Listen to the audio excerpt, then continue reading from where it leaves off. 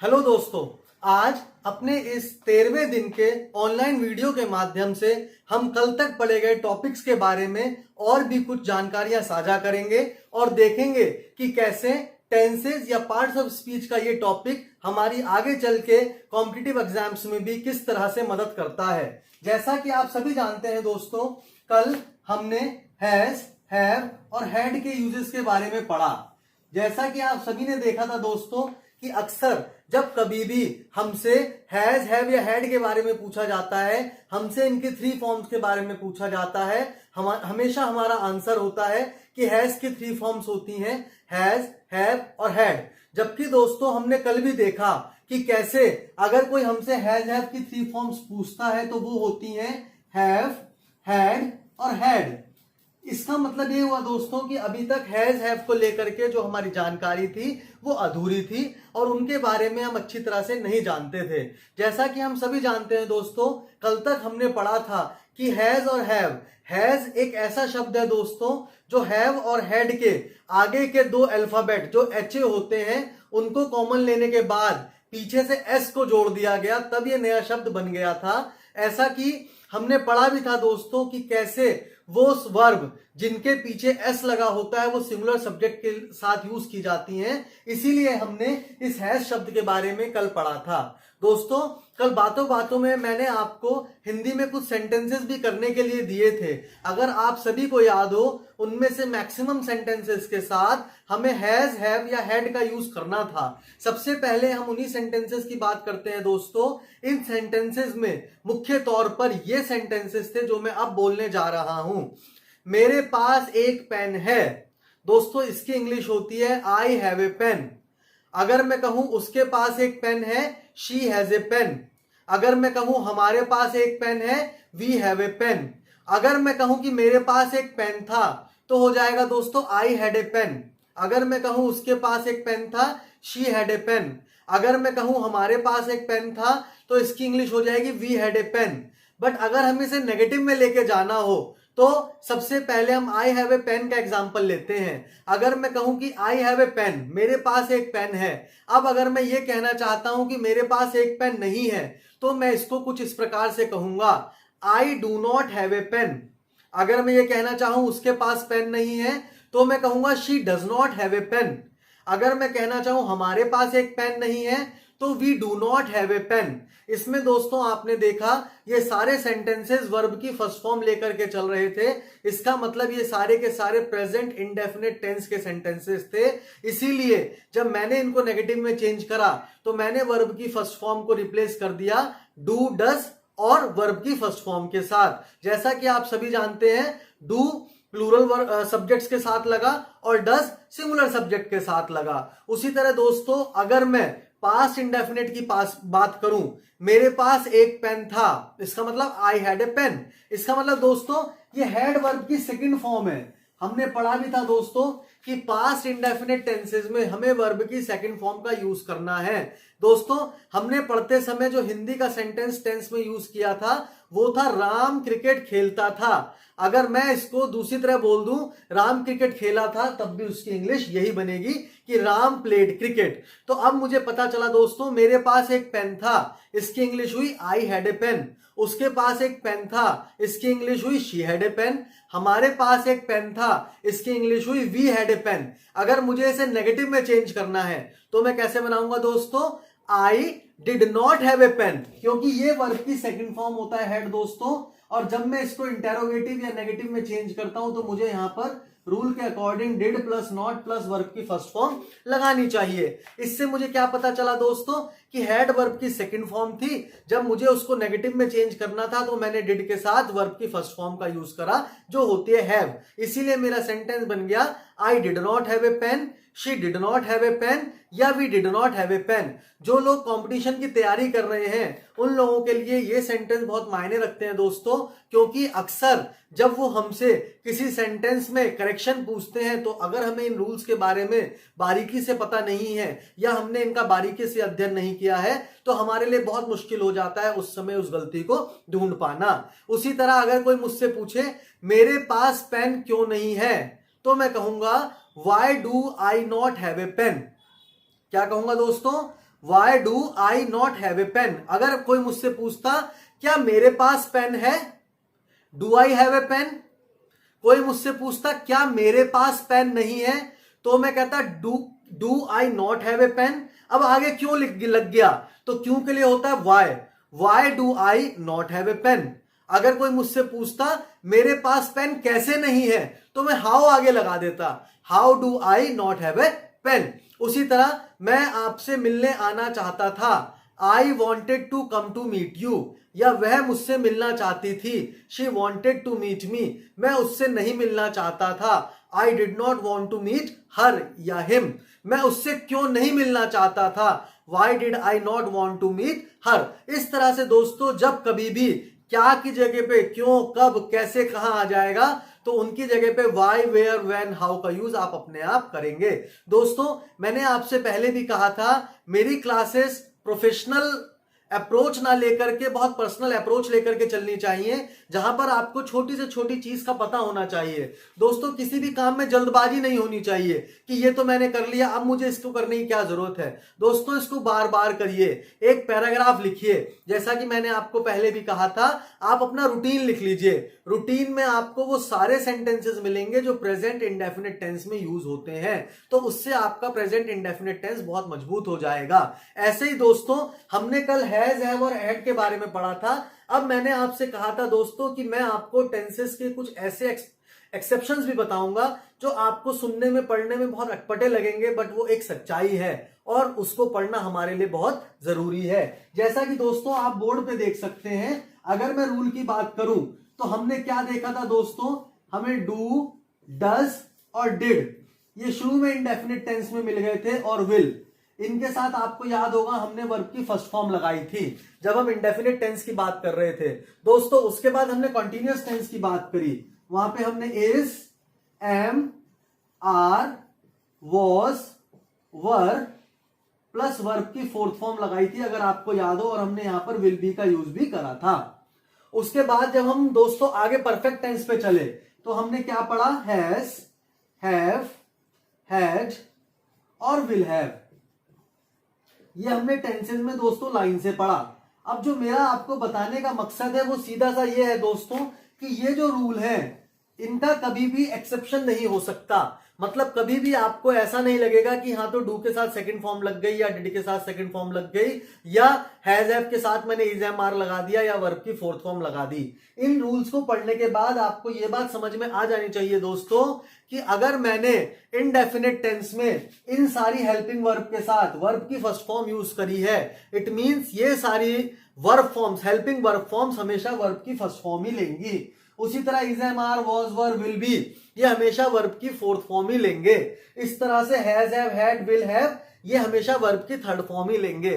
तो दोस्तों जब मैंने पढ़ा तो मैंने ये देखा कि टेंस बनाने वाले ने डू एक नया शब्द लिया, डज एक नया शब्द लिया, डिड एक नया शब्द लिया, इसी तरह is, am, are, was, were, will have, will be इन सारे वर्ड्स की हेल्प से उसने टेंसेस के रूल बनाए।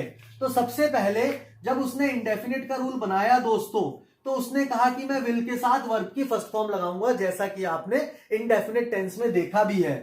उसके बाद उसने कंटीन्यूअस टेंस में कहा कि मैं विल के साथ बी लगाऊंगा और उसके साथ वर्ब की फोर्थ फॉर्म लगाऊंगा। जैसा कि आप सभी जानते हैं दोस्तों कि फ्यूचर टेंस में चाहे वो इंडेफिनिट हो, चाहे वो कॉन्टिन्यूअस हो, चाहे वो परफेक्ट हो या चाहे वो परफेक्ट कॉन्टिन्यूअस हो, उन सभी टेंसेस में हमने विल का यूज किया है।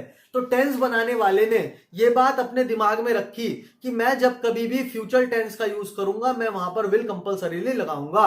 तो जब वो विल को कंपलसरीली टेंसेस में लगाता हुआ नीचे की तरफ आ रहा था, नीचे की तरफ मतलब इंडेफिनिट से कंटीन्यूअस, कंटीन्यूअस से परफेक्ट और परफेक्ट से परफेक्ट कंटीन्यूअस की तरफ, तब उसने ये रूल बना लिया कि मैं सब में विल लगाऊंगा, विल के साथ वर्ब की फर्स्ट फॉर्म लगाऊंगा और सेकंड इंडेफिनिट में वर्ब की फर्स्ट फॉर्म लगाऊंगा, कंटीन्यूअस में विल के साथ बी लगाऊंगा और बी के साथ वर्ब की फोर्थ फॉर्म लगाऊंगा। तो ये बात डन हो गई दोस्तों। उसके बाद जब वो परफेक्ट टेंस पे आया तो उसे पता था कि मैं विल के साथ वर्ब की फर्स्ट फॉर्म ही लगाऊंगा। तो उसने, जैसा कि उसने फ्यूचर टेंस बनाते समय कहा था कि वो हर टेंस की शुरुआत में विल लगाएगा, तो फ्यूचर परफेक्ट टेंस को बनाते समय उसने सबसे पहले वहां पर विल रख दिया दोस्तों। विल रखने के बाद आप अपनी कॉपी में देखिएगा जरूर दोस्तों। जो पॉइंट मैं आपसे डिस्कस करने जा रहा हूं बहुत इंपॉर्टेंट है, अक्सर हमारे दिमाग में ये बात नहीं आती है, पर आप बोर्ड पर देखिएगा दोस्तों। मैं दोबारा से आपके लिए रिपीट कर दूं कि जब उसने इनडेफिनेट टेंस बनाया तो उसने ये कहा फ्यूचर में, मैं सारे फ्यूचर्स में, चाहे वो इंडेफिनेट हो, चाहे कॉन्टिन्यूअस हो, चाहे परफेक्ट हो, चाहे परफेक्ट कॉन्टिन्यूअस हो, सब में विल लगाऊंगा। दोस्तों उसने सब में विल लगाया, शुरू में आपने रूल्स में पढ़ा भी है। फिर उसने कहा मैं इंडेफिनेट के साथ वर्ब की फर्स्ट फॉर्म लगाऊंगा, जो उसने फ्यूचर इंडेफिनेट में लगाई। उसने कहा कि मैं कॉन्टिन्यूअस के साथ वर्ब की फोर्थ फॉर्म लगाऊंगा, मतलब आईएनजी लगाऊंगा, तो उसने फ्यूचर कॉन्टिन्यूअस में विल के साथ बी लगा दिया दोस्तों, और बी के साथ वर्ब की फोर्थ फॉर्म लगा दी। अब जब वो परफेक्ट टेंस में आया तो उसने एक रूल बनाया कि चाहे प्रेजेंट परफेक्ट हो, चाहे पास्ट परफेक्ट हो, चाहे फ्यूचर परफेक्ट हो, इन तीनों में मैं वर्ब की थर्ड फॉर्म लगाऊंगा। जैसा कि आप सभी जानते हैं दोस्तों, उसने हैज हैव के साथ वर्ब की थर्ड फॉर्म लगाई, उसने हैड के साथ वर्ब की थर्ड फॉर्म लगाई पास्ट परफेक्ट में। जब वो फ्यूचर परफेक्ट में आया तो अपने कहे अनुसार उसने सबसे पहले फ्यूचर परफेक्ट टेंस में विल रख लिया। फिर उससे किसी ने कहा कि भाई तुमने तो कहा था कि परफेक्ट टेंस में चाहे वो कोई सा भी परफेक्ट क्यों ना हो आप वर्ब की थर्ड फॉर्म लगाओगे। उसने कहा ठीक है, मैंने वर्ब की थर्ड फॉर्म भी लगा दी। जब उसने ये रूल बनाया दोस्तों तो उसके दिमाग में एक बात आई कि अगर मैं यहां विल की थर्ड फॉर्म लगा देता हूं तो जो रूल मैंने ऊपर बनाया था विल के साथ वर्ब की फर्स्ट फॉर्म लगेगी, वो रूल यहां के गलत हो जाता है। आप ध्यान से सुनिएगा दोस्तों, जब उसने फ्यूचर परफेक्ट टेंस का रूल बनाया दोस्तों, जैसा कि आपको पता है हर चीज जीवन में एक बार जरूर होती है, तो पहली बार जब टेंसेस के रूल बन रहे थे, रूल बनाने वाले के दिमाग में ये कंफ्यूजन चल रहा था कि वो कैसे इन 3 टेंसेस के 12 पार्ट कर दे और इन 12 पार्ट्स की 12 रूल लाइन बना दे, 12 टैग लाइन बना दे, और इस तरह से बना दे कि कोई भी रूल किसी से क्लैश ना हो। कहीं ऐसा ना हो कि कहीं डूडस के साथ वर्ब की फर्स्ट फॉर्म लग रही है तो कहीं डूडस के साथ सेकंड लग जाए, कहीं ऐसा ना हो कहीं विल के साथ फर्स्ट फॉर्म लग रही है कहीं विल के साथ थर्ड फॉर्म लग जाए। तो आप देखेंगे टेंसेस का रूल बनाते समय उसने इन सब बातों का बहुत गौर करा। जब वो परफेक्ट टेंस बना रहा था दोस्तों, किसी को बताने के लिए बहुत अच्छे से याद कर लीजिएगा, जब वो परफेक्ट टेंस बना रहा था तो उसके पास एक कंफ्यूजन आ गया। वो कंफ्यूजन क्या था दोस्तों, हैज हैव के साथ उसने वर्ब की थर्ड फॉर्म लगा के रूल बना दिया प्रेजेंट परफेक्ट का, हैड के साथ वर्ब की थर्ड फॉर्म लगा के उसने रूल बना दिया पास्ट परफेक्ट का। बट जब वो फ्यूचर टेंस पे आया, फ्यूचर परफेक्ट टेंस पे, तो उसके दिमाग में एक चीज को लेकर के कंफ्यूजन हो गया कि सारे फ्यूचर टेंसेस में उसको विल लगाना था, उसने विल लगा दिया, पर जब वो वर्ब की फॉर्म लगाने लगा तो उसने देखा कि उसने ऊपर प्रेजेंट और पास्ट में वर्ब की थर्ड फॉर्म लगाई है। जब वो नीचे फ्यूचर परफेक्ट टेंस में वर्ब की थर्ड फॉर्म लगाने आया तो उसका ये रूल और ये रूल आपस में टकरा गए, क्योंकि फ्यूचर इंडेफिनिट में वो ऑलरेडी कह के आया था कि मैं विल के साथ वर्ब की फर्स्ट फॉर्म लगाऊंगा, पर यहां पे उसे ये समझ नहीं आया कि अगर मैं यहां विल के साथ वर्ब की थर्ड फॉर्म लगाऊंगा तो ये दोनों तो एक दूसरे से टकरा जाएंगे। दोस्तों उस समय उसने अपना ब्रेन यूज करा। कैसे यूज करा, उसने ये देखा कि मैंने बाकी परफेक्ट टेंस में कैसे किस तरह से रूल बनाए हैं। तो उसने सबसे पहले देखा कि उसने प्रेजेंट परफेक्ट टेंस में हैज और हैव के साथ वर्ब की थर्ड फॉर्म ली है। आप सभी जानते हैं हैज सिंगुलर के लिए लिया गया, हैव प्लूरल के लिए लिया गया और फिर वर्ब की थर्ड फॉर्म लगा दी गई। पास्ट परफेक्ट टेंस में उसने क्या करा दोस्तों, हैड लिया और वर्ब की थर्ड फॉर्म लगा दी। जब वो फ्यूचर परफेक्ट में आया तो वो विल के साथ वर्ब की थर्ड फॉर्म नहीं लगा सकता था। इसका सॉल्यूशन उसने क्या करा दोस्तों, इस चीज का ध्यान रखिएगा, जो मैं आपको बात बताने जा रहा हूं ये बहुत जरूरी है कॉम्पिटिटिव एग्जाम्स के लिहाज से। मेरा एक बहुत ही सिंसियर स्टूडेंट है, बहुत होनहार, जिसे मैं मन से बहुत पसंद करता हूं, संजय, ये आपके लिए है, आप इसे ध्यान से पढ़ लीजिएगा। आगे चल के ये आपके एआरओ मेंस के एग्जाम में बहुत हेल्पफुल होने वाला है, आपके ट्रांसलेशन करते समय भी और आपका किसी भी तरह की कोई एरर ओमिशन करते समय भी या कोई लेटर लिखते समय भी ये आपकी बहुत मदद करने वाला है संजय, इसको ध्यान से देखिएगा। तो दोस्तों अब वो फंस गया था फ्यूचर परफेक्ट में, अगर वो विल के साथ वर्ब की थर्ड फॉर्म लगा देता तो उसका जो पहले वाला रूल था विल के साथ वर्ब की फर्स्ट फॉर्म वो क्लैश कर जाता। इसलिए उसने क्या करा दोस्तों, विल के साथ उसको वर्ब की फर्स्ट फॉर्म ही लगानी थी, और उसने देखा कि वर्ब की जो थर्ड फॉर्म लगती है वो किसके साथ लगती है, हैज, हैव और हैड के साथ। इसलिए उसने क्या करा दोस्तों, यहां से विल के बाद एक नया शब्द जोड़ दिया, दैट इज हैव, जो आपने अपने रूल में भी पढ़ा था जब हम परफेक्ट टेंस कर रहे थे। इससे क्या फायदा हुआ दोस्तों, उसने लिखा will plus have plus verb की third form. Future perfect tense के रूल में जरूर देखिएगा दोस्तों, वहां पर जो हमारा रूल है वो है subject plus will plus have plus verb की थर्ड फॉर्म प्लस ऑब्जेक्ट। तो सब्जेक्ट तो अपनी जगह ठीक है, विल अपनी जगह ठीक है, उसने एक नया शब्द क्या जोड़ दिया दोस्तों, हैव, क्योंकि उसे पता था विल के साथ वर्ब की कौन सी फॉर्म लगती है, फर्स्ट फॉर्म। तो ये वर्ब की फर्स्ट फॉर्म उसने यहां लगा दी विल के साथ, और फिर हैज हैव के साथ उसने क्या लगाया होता है, वर्ब की थर्ड फॉर्म। तो उसने यहां पर क्या लगा दिया दोस्तों, वर्ब की थर्ड फॉर्म, जिसके कारण से उसका ये रूल कंप्लीट हो गया। इसीलिए वहां पर एक नया रूल पैदा हुआ, एक नए रूल की शुरुआत हुई, जिसके अकॉर्डिंग पहली बार आपने देखा होगा विल का रूल इस तरह से यूज किया गया। कैसे, हैज हैव हैड के साथ वर्ब की थर्ड फॉर्म लगती थी और विल के साथ वर्ब की फर्स्ट फॉर्म लगती थी। तो वो यहां से हैव हैड हैड में से वर्ब की फर्स्ट फॉर्म हैव उठा करके लाया। इससे विल के साथ जो उसका रूल बनना था फर्स्ट फॉर्म का, वो बन गया। विल के तुरंत बाद लग गई वर्ब की फर्स्ट फॉर्म, जैसा कि हम फ्यूचर इंडेफिनिट में पढ़ चुके हैं, वो रूल यहां पर मैच कर गया, विल के साथ वर्ब की फर्स्ट फॉर्म। फिर जो वर्ब की फर्स्ट फॉर्म लगी वो थी हैव। आपको पता है हैज हैव के साथ क्या लगती है, वर्ब की थर्ड फॉर्म, इसीलिए उसने परफेक्ट में वर्ब की थर्ड फॉर्म यहां पर लिख दी। इससे क्या पता चला दोस्तों कि हमारे पास विल हैव वर्ब की थर्ड फॉर्म कहां से आ गई। मुझे पूरी उम्मीद है दोस्तों आज की इस क्लास के बाद आपको इस चीज को लेकर के कभी भी कंफ्यूजन नहीं होगा कि ये रूल इस तरह से कैसे बना। अब आप सबको क्लेरिफाई कर पाएंगे कि किसी भी टेंसेस के रूल में किसी भी तरह का कोई एक्सेप्शन नहीं है, किसी भी तरह का कोई कोलिजन नहीं है। कोलिजन यहां पे तभी हो जाता अगर विल के साथ वर्ब की फर्स्ट फॉर्म या विल के साथ वर्ब की थर्ड फॉर्म आ जाती। पर जैसा कि हमने देखा ये कॉम्पिटिटिव एग्जाम्स के मतलब से बहुत इंपॉर्टेंट है दोस्तों। यहां पे हमें ये पता चल गया कैसे जो फ्यूचर परफेक्ट टेंस का रूल बना उसका एक बेस है, उसका एक आधार है, कैसे एक एक चीज को काउंट करा गया, कैसे विल के साथ वर्ब की फर्स्ट फॉर्म को लगाया गया और फिर कैसे उस हैज हैव के साथ वर्ब की थर्ड फॉर्म को लगाया गया।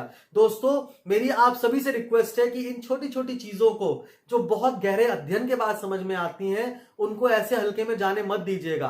कोशिश करिएगा इसको बिल्कुल ब्रेन में फीड कर लें। अगर मेरे ये वीडियोस कुछ क्लासेस पढ़ाने वाले टीचर्स देख रहे हैं तो वो इन चीजों को जरूर अपनी क्लासेस में क्लैरिफाई करें। जब हमारे पास एक टीनेज बच्चा पढ़ रहा होता है, एक ऐसा बच्चा पढ़ रहा होता है दोस्तों जिसकी बहुत क्वेरीज होती हैं, अगर आप उसकी ये क्वेरीज समय रहते क्लियर करते चले जाएं तो ये वही बच्चा होगा दोस्तों जो आगे चल करके इंग्लिश लैंग्वेज को बहुत अच्छे से दूसरों को समझा पाएगा। अक्सर लोग हमें 12 टेंसेस के रूल रटा देते हैं दोस्तों, रटाए मैंने भी हैं, पर मैंने कोशिश करी है हर उस टेंस का बेस आपको दे दिया जाए। हम अपनी कल की आने वाली और क्लासेस में ये और छोटी छोटी चीजें देखेंगे जो हमारी लाइफ के पॉइंट ऑफ व्यू से और हमारे एग्जाम के पॉइंट ऑफ व्यू से, दोनों पॉइंट ऑफ व्यू से दोस्तों बहुत इंपॉर्टेंट है।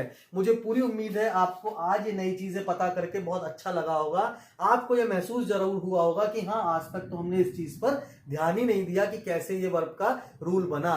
जैसा कि मैंने आपको कल एस की थ्योरी बताई थी कि जितने भी सिंगुलर सब्जेक्ट होते हैं उनके साथ वर्ब की वो फॉर्म लगती है जिनके पीछे एस होता है। दूसरी चीज जो मैंने आपको बताई थी दोस्तों कि कैसे जो हैज हैव हैड होता है एक्चुअल में वो हैज हैव हैड नहीं होता है, वो हैव हैड और हैड होता है, और जो हैज होता है वो कहां से आया।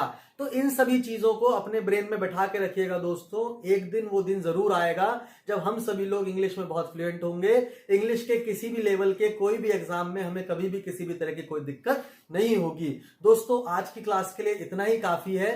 आप इन टॉपिक्स को बहुत ध्यान से पढ़ते रहिए दोस्तों। एक इंग्लिश में और हिंदी में एक कहावत है, आपने अगर सुना होगा, देर आए दुरुस्त आए। इसका मतलब यह है दोस्तों चाहे इन टॉपिक्स को कवर करने में हमें 10 दिन 15 दिन 1 महीना एक्स्ट्रा भी लग जाए, पर इंग्लिश ग्रामर इतने अच्छे से समझ में आए कि अगर हम किसी को समझाने निकले तो हमें उसे समझाते वक्त किसी भी तरह की कोई परेशानी अपने मन में महसूस ना हो।